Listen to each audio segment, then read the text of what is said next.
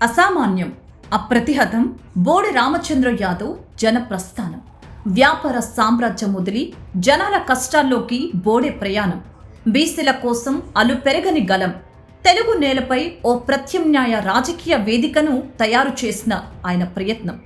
రాజకీయం అంటే కోట్లు సంపాదించడం కాదు, ఉన్న కోట్లను వదులుకొని ప్రాణాలను పనంగా పెట్టి జనాల కోసం నిలబడటం.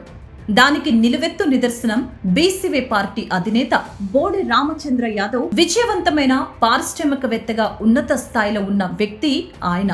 హాయిగా ఏసీ గదుల్లో కూర్చొని వ్యాపారాలు చేసుకోవచ్చు.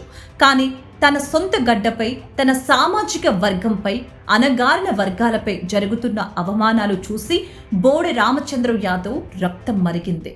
తన ఒక్కడి అభివృద్ధి కాదు, తన జాతి అభివృద్ధి ముఖ్యం అని సుఖాన్ని వదులుకొని బీసీవై పార్టీ పేరుతో రోడ్డుపైకి వచ్చారు.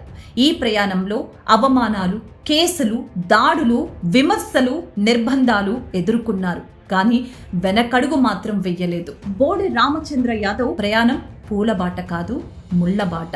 ఒక ప్రత్యామ్నాయ రాజకీయ పార్టీగా పాలకుల అరాచకాలను ప్రశ్నించినందుకు పుంగనూరులో దాడులు చేశారు. వందలాది మంది ఆయన ఇంటిని ముట్టడించారు. వాహనాలను ధ్వంసం చేశారు. ప్రాణహానికి తలపెట్టారు. సామాన్యుడైతే భయపడి ఇంట్లో కూర్చునేవాడు.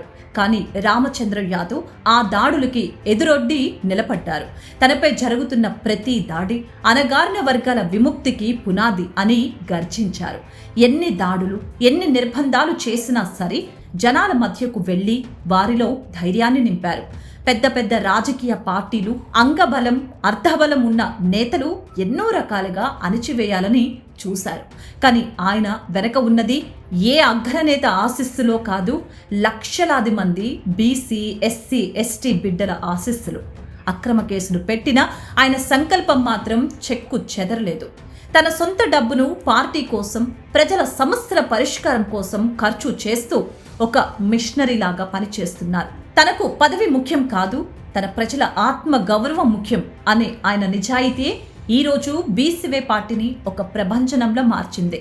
దాడులు ఆయన్ని ఆపలేకపోయాయి. బెదిరింపులు ఆయన్ని లొంగ తీసుకోలేకపోయాయి.